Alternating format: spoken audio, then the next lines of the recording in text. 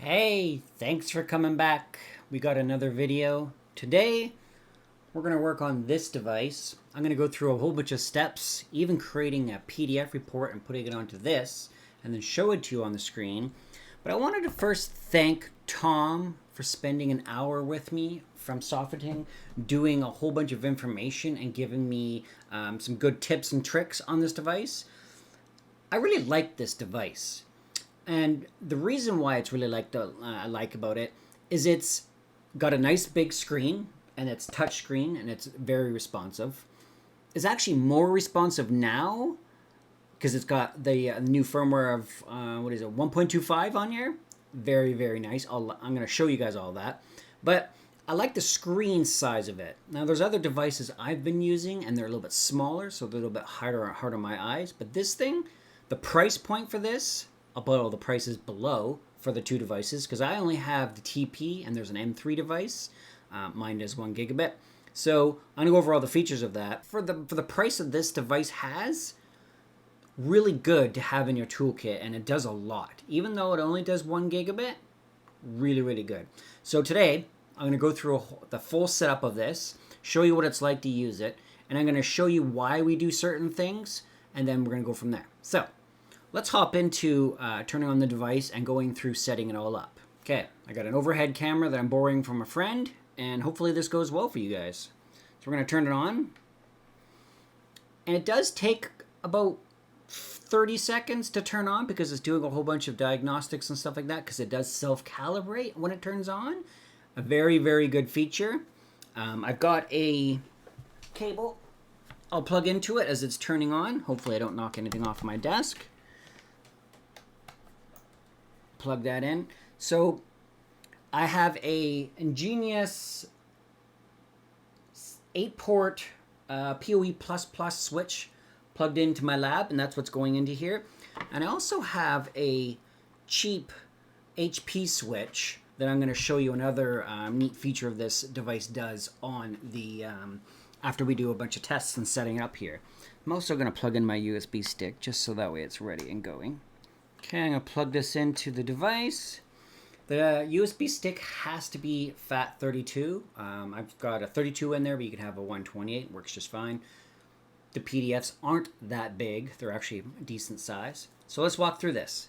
So I've factory reset this because I've done a whole bunch of toying around and playing and learning and stuff like that. I'm going to show you guys what it looks like when you first turn it on, and then we're going to go through setup. Okay? So we'll tap the screen. There's a license agreement. Go through all these. I'm just going to push accept because I've already gone through them. Okay, the device is ready to go, but we need to go into the settings and set things up. And hopefully the screen stays lit up. I'll keep monitoring it, making sure that it's doing here. So we need to go back to Tools. At the top here, there's a button, so we're going to push that. We're going to do the time to make sure it's set up. Today's the 31st. It is 6:43, so I'm just going to change that. Oh, up 6, and then 9:40, 1:42, 43. Apply. Okay, we'll apply that. That's done. We got month, date. We got our time at 12, and it's accurate to do this because when you create your PDF reports, you want all this information in here, and that's why I'm walking through all this for you guys. So energy settings, screen brightness, we're going to leave it at that. Shutdown never. We could actually set this to 1 hour just in case you forget to turn it off, it turns off. The battery lasts a long time. I got about 4 days turning it on and off, running tests, resetting it, playing with stuff, exporting all that stuff. So the battery's pretty good. I did take the cover off of this demo unit. Sorry, Tom. And the battery looks like it can unplug. So if you ever have an issue with the battery, it shouldn't be, it's not soldered to the board or anything special. It's proprietary, but it's a battery that can be replaced, just so you guys know. Okay, we'll go back. We're going to go sound settings. I'm going to turn on the sounds. It's default off, but I'm going to turn it on just so that way you guys can hear it. It only does songs, or does sounds and stuff like that when it's doing things. Language, pretty sure it comes default as English, and it does, but we have English, German, French, Spanish, and Italian. They might have more later on in future. I'm not too sure. they didn't ask. I didn't even ask about that, but I'm sure there's going to be more because it's going to be something going to catch on pretty quick here. Network. So let's go into network. Link speed. We have auto, but you can set it to 1000 megabits, 10 megabits, 10100, and show all possible speeds.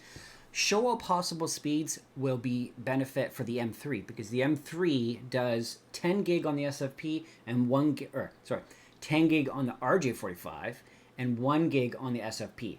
Just so you guys know, I'm going to leave mine on auto. We'll go back to network and we'll go DHCP VLAN. If you're going into a network and you know what VLAN you're going to be testing and stuff like that, you can change this here. DHCP is good because it'll pull an IP address, and when we do the tests, you'll see that it does all the scopes and stuff like that. Okay, so we'll go back. Test timeout. I didn't change any of this, and I asked Tom about this, and he said 99% of the time we just leave these default. Sometimes you may need something that's going to have those later on, right? Let's see here. Okay, let's go back. Standards. This is I'm in Canada, so I kind of want to have this defeat. Okay. Let's go back. Is there any more standard? Nope, just that. Firmware update. I already have the latest version, which is 1.2400. So it's ready to go. You guys shouldn't have any problems. So we got the firmware. I made the camera brighter, so there's a little bit of a pause there, just so you guys know. So we got the firmware done.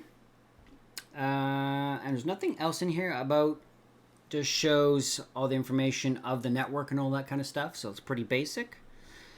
Now what we're going to do is we're going to make a profile. I'm going to set that all up. And the reason why you want to make a profile is so when you do your reports, your name comes in the profile.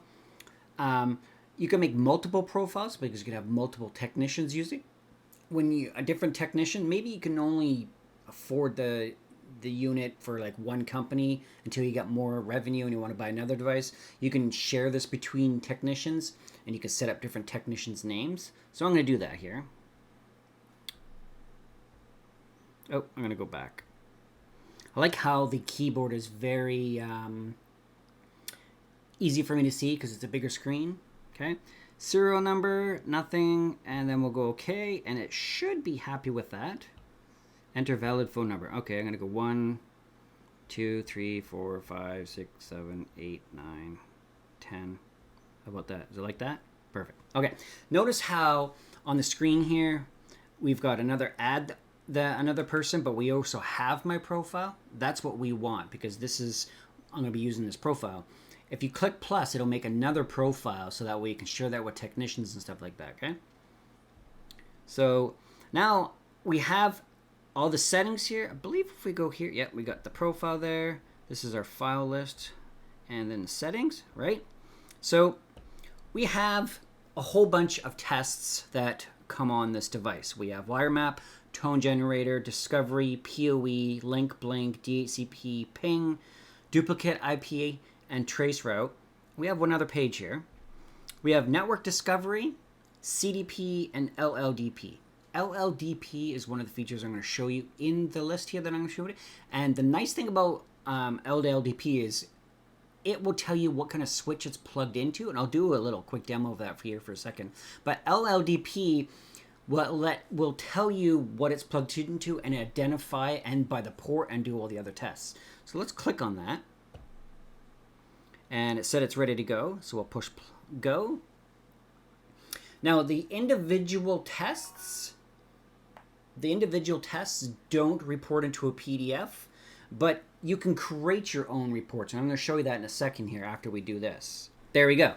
So if we look at this, we can see that the MAC address of the device that is plugged into, we can see the port that it's plugged into. It's plugged into Gigabit 5.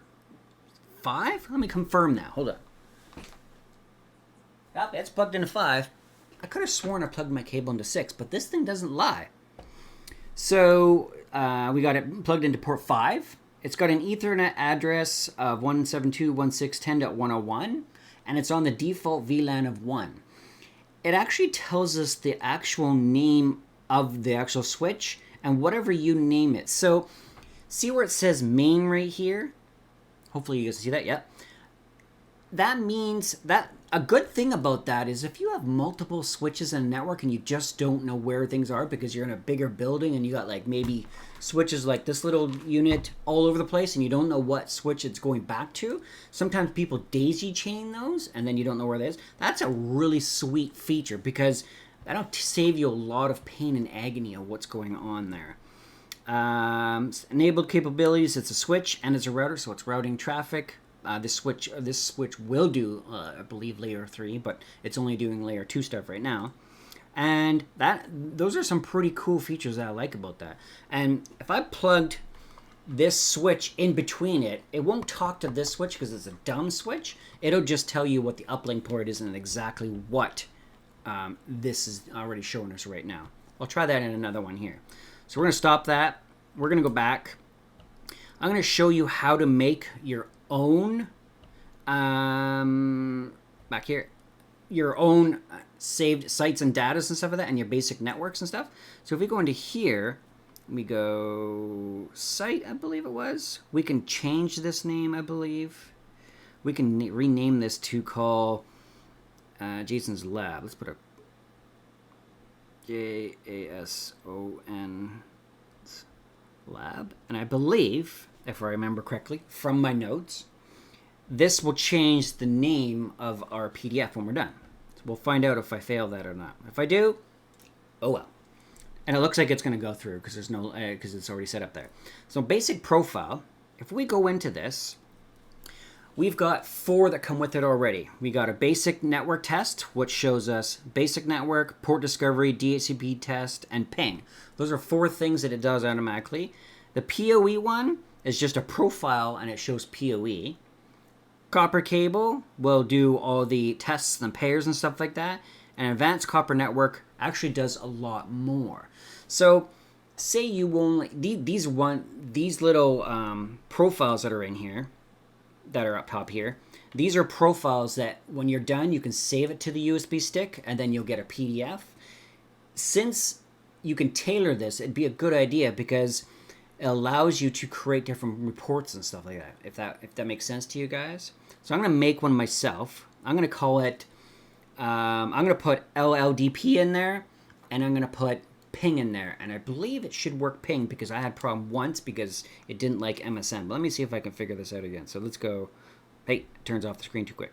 Here, which will say better. I'm going to unclick PoE, duplicate IP address, and CDP. But I'm going to go to, see there's an arrow over here, which means that we can change things. So I'm going to click ping, because that's using live.com, and I had some problems with that. So I'm going to go with this, and I'm going to go trash that. And I'm going to add, oh, I got to add something in there. Let's go JASONS lab.ca. Let's see if it likes, oh, didn't like that because I'm not typing it.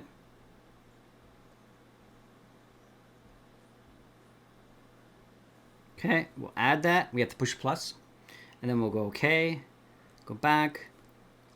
And what do we got? We got port discovery, DHCP, duplicate. Oh, I want to get rid of that. Ping, LDDP, and did I need DHCP in there? Okay, back. I'm going to add that just in case. Hey, plus. Oh, it goes in there automatically. Okay. And we'll go next. Oh, I didn't add it. Why not? Oh, I just forgot to change the name of it. Well, actually, we can change that right now. Let's see if we can go to the very top. Can we go to the very top? Back. Actually, I'm going to delete it. I'm going to re-add that. Back. Plus. There. I'm going to go up here and go Jason. Oh! Keep forgetting that the plus goes away. We'll go okay. We want network. We don't need PoE. Network discovery. And I think I just deleted the other one. That's where I made a mistake. Don't worry. They can come back. We don't need network discovery. Duplicate. Trace.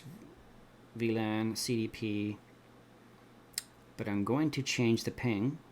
We're going to change this to my domain.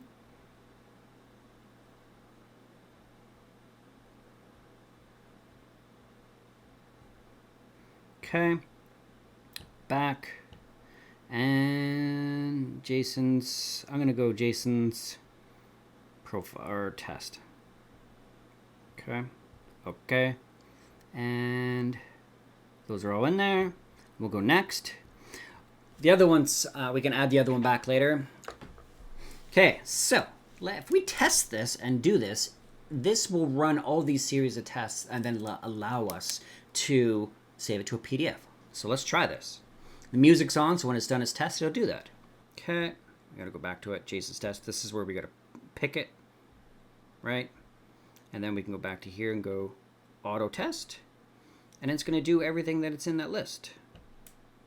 We got DHCP, ping, and LLDP.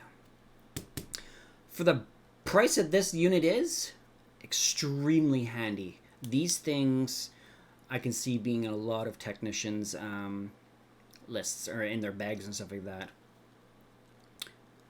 This one's a demo unit for me. I'm pretty sure I'm going to be ending up getting the M3 model, and if I do, we're going to do a whole bunch of SFP plus stuff. And I also talked to them when I was in there. The SFP version, the port is not locked, so it's not really that picky. I'll go over those kind of things in the video when I get the device.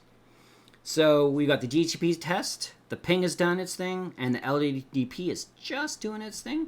It failed. Not too sure why. It didn't like something. So, ready to start? Let's try it over again.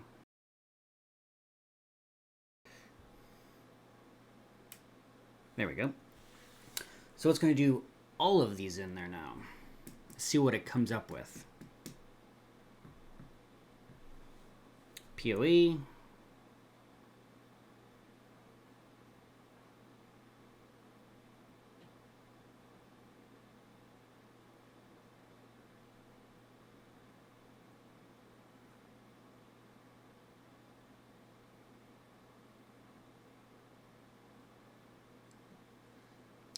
Got to keep making sure that the camera doesn't turn off because I only got 30 minutes.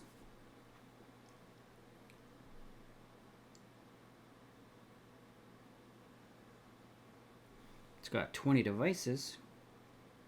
That's cool.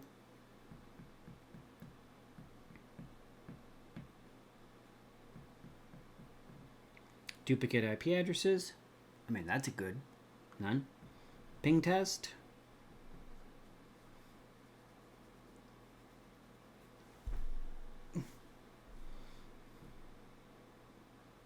No, didn't like that. Didn't like the ping. Let's see what it likes. LLDP. I bet you the ping test is using msn.com. I didn't change it to what I want. Yep, LLDP worked. Okay, so now we've done a test. We'll go okay. We'll go back. We'll go to this. And then I believe to make this in the tools, we have to go here. Jason's lab. Or is there any tests in there? No. Where are my tests? Here. Back.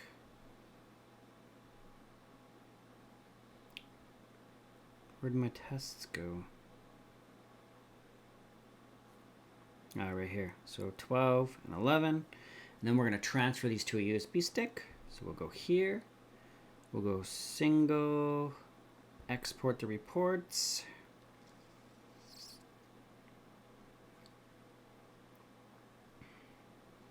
Do you want to copy them to the USB stick? Yes. Okay. So we'll take these two, and then we'll go like this. Copy to our external drive, and we go copy. Okay, now we have our PDFs. Let's see if we can get them into our computer and see how that works.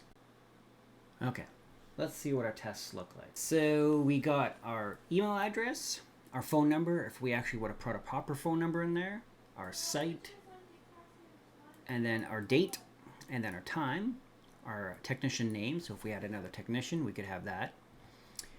And it tells us what's going on here. So we did our DHCP, IP address, subnet, our lease time, what's going on in there. Response time for the ping. Our power over Ethernet, so we got mode 6, 802.BT, it's type 3. We have polarity on 1236 and 4578. Our max load is 52.9 volts. Very critical information here. So what else do we got? This is our LLDP part right here. So enabled capabilities, it shows you in the actual screen on the device. It shows that in here. And then our ping, it didn't do this because I probably have ports closed that I should have probably opened up before this. And then it shows us all our devices on the network here. I don't know why this is squeezed over. Maybe there's something wrong there. Might be a bug in the firmware there, but that's for them to see. Okay? So, would I recommend this device to be used? For the price point, yes. Very, very, very handy tool for going in and doing certain things. One thing that could be very, very handy is by going into the DHCP server and just seeing if there's any DHCP on the line. Or we could use one of these little modules and do a network test. I got a cable here, so let's see how that works.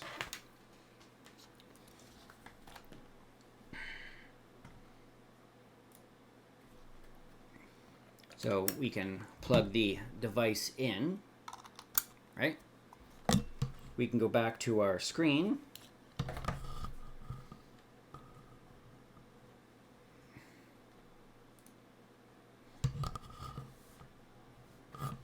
We can go to copper tests and we can click wire map, and you'll see that this probably lights up. And we have to go yes. So if we push this, this is all going to light up. Yep, it's doing our tests. It is got continuity on, sorry, might be hard to see here, sorry. The remote, so we got, and these are all red, but this one's just a little bit dim because of the way I'm holding it. So we got continuity on all pins, and if we look on the device, this is module number 6. So if you buy more modules, this module will change. I'll change it out in a second here and show you. We can tell that it's 0.7 feet. Come on. Cable, right? And it is on module 6. So let's change that and try it again. See what happens if I plug in module number 4.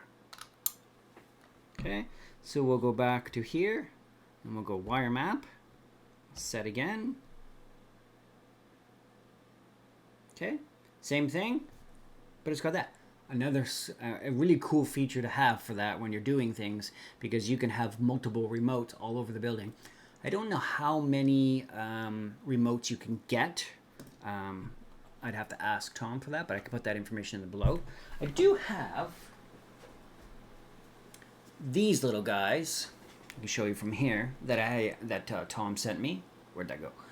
These little Ethernet modules, or little like RJ45s. They basically have a resistor in them that will tell you the number. So if I put number 5 in there, I'm pretty sure if I plug this into here, it might do something. I can't remember if I tested that or not. Let's see. Let's go back. Wire map. Will it find that? Yep, sure did. It's no foot, but because we're just testing it, but it does tell us what number we have in there. So if you have like 24 of those and you have like a patch panel, you can plug all 24 of them into either the patch panel end or the wall end, and you can go around and test all these, and it'll show you that. Handy, handy, handy tool. It does have a sniffer, but I don't have the battery in this right now, so I can't show that. Other than that, handy. Very, very, very handy tool. Price point, perfect. Screen, really, really good. And durable. Long battery life also. So, I'm going to leave the video at that. If you have any more questions or comments, let me know below. I will put the link for the product in the below, and to the M3 device that has other ports. And I will also put the prices in there for you. I have to reach out to Tom and get those for you. So, if there are any questions, let me know. Have a great day, guys.